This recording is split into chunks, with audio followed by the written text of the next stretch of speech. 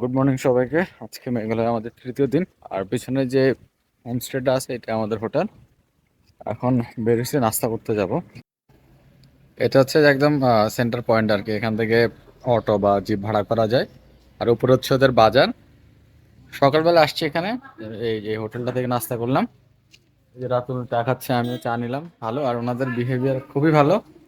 So আমি recommend করবো আসলে এখানে নাস্তা করার জন্য। তো আমরা এখন চা খেয়ে আমরা চলে যাবো নোয়াখালীকে ফলসে, দেন সেখান থেকে ডিরেক্ট ব্যাক করবো শিলং। নাস্তা শেষ করে আমরা একটি গাড়ি ভাড়া করে রওনা দিলাম নোয়াখালীকাই ফলসের উদ্দেশ্যে। শুরু থেকে রাস্তার সৌন্দর্য যেন পুরো ট্রিপের মুডটা সেট করে দিল। রাস্তা চলে গেছে ছোট্ট একটা গ্রামের ভিতর দিয়ে। সেই গ্রামটার নামটা হচ্ছে নোয়াখালীকাই।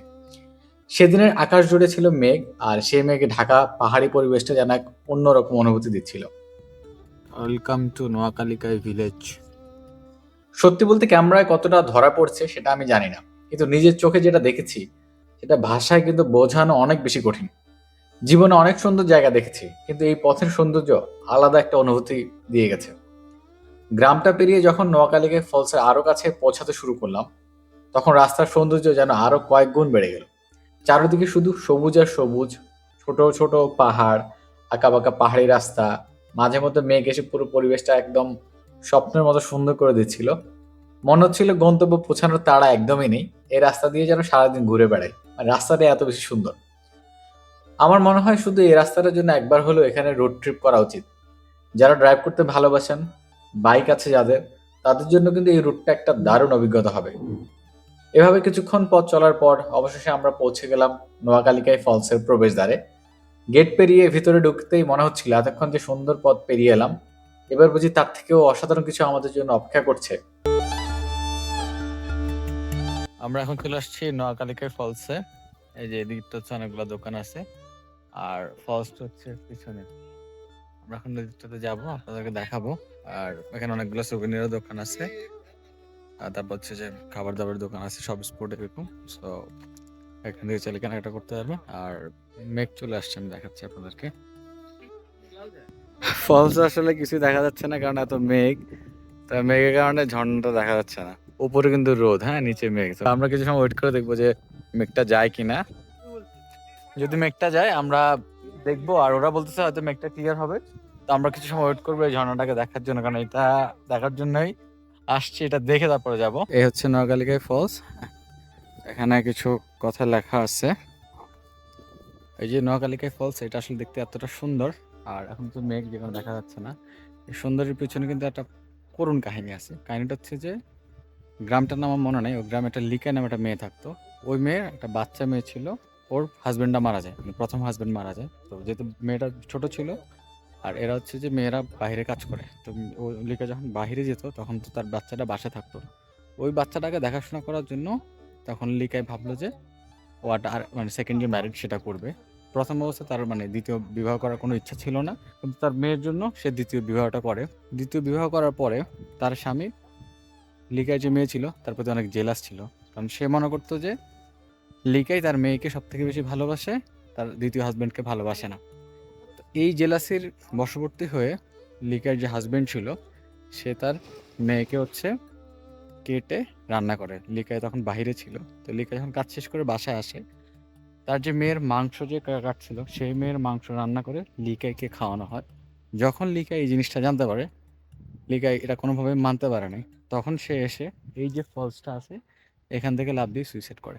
লিকাই সুইসাইড করার পরে তখন এই ফলসটার নাম দেওয়া হয় নোয়াখালীকাই ফলস। বেসিক্যালি লিকাইকে স্মরণ রাখার জন্যে এই ফলসটার নাম দেওয়া হয়। সো প্রতিটা সুন্দর জিনিসের পিছনে কিন্তু আসলে করুণ কাহিনী থাকে। এখানে এসে যে নোয়াখালীকাই যে লেখাটা আছে ওখানে কিন্তু কাহিনীটা দেওয়া আছে।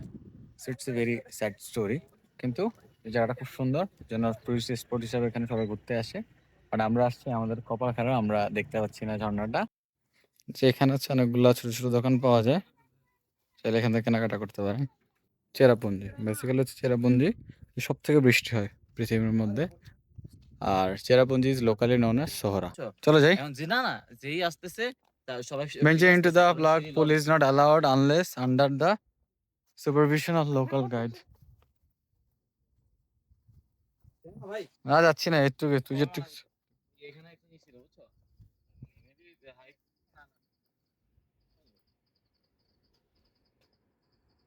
এই সিঁড়ি ধরে একদম নিচে যাওয়া যায়। নিচে গেলে একদম লাস্ট মাথা হচ্ছে ওখান থেকে কি বলে ফলসটা আরো ভালো মতো দেখা যায়। বাট মানে যাওয়ার জন্য অনেকেই রেকমেন্ড করতেছে না, বলছে যাওয়ার কোনো প্রয়োজন নেই। তারপর আমি একটু যাই, বেশি দূর যাবো না। যেটা ধরে নিচে যাইতে হয়, যেহেতু কেউ যাচ্ছে না, তো আমিও যাচ্ছি না আর কি। জন্য সবাই ডিসকাস করতেছে, যাওয়ার জন্য সবাই নিরুৎসাহিত করতেছে, এর জন্য যাবো না। ফলস থেকে যখন একটু ভিতরের দিকে আসবেন, ভিতরে আসলে এই ভিউটা দেখা যায়। বিশাল বড় জায়গা দেখেন, আর পুরাটাই কিন্তু সুইজারল্যান্ডের মতো ফিল বা কাশ্মীর লাগতেছে। Weather is so good and এই পর্যন্ত হাঁটা যায়। আর এখানে অনেকগুলা অটোমেটিক স্ট্যাচু আছে আর পাথর তো আছে। তো আমি হাঁটতেছি, মানে ব্যাপারটা জোস লাগতেছে না? বিভিন্ন ভিডিওতে দেখছিলাম এটার ভিউ এরকম, মানে এখন যে দেখে এত ভালো লাগতেছে। আর এ পাশে মেঘ উঠতেছে, হ্যাঁ। Total view is awesome and weather is also good. আর রোদ তো যেহেতু নাই, ভাল লাগতেছে, ঠান্ডা বাতাস আছে, একদম ওই পর্যন্ত যাওয়া যায়। সবাই হাঁটতেছে, কি ভালো লাগতেছে। যদি ফলস দেখতে পাচ্ছি না, এই জন্য বাকিটা ঘুরতেছি। মোটামুটি ৬-৭ কিলো হবে কিনা আমি নট শিওর। এটা মেবি ৪-৫ কিলোমিটার জুড়ে এই জায়গাটা অবস্থিত। এই যে এখানে পাথর, তারপর হচ্ছে পানির ফ্লো চলে যখন বৃষ্টি হয় আর কি। একদম লাস্ট পর্যন্ত হচ্ছে বর্ডার, মানে ফলসের যে বর্ডারটা সেটা আর কি। এটা ওইদিকে লাস্টের দিকে আছে, এদিক পর্যন্ত আছে।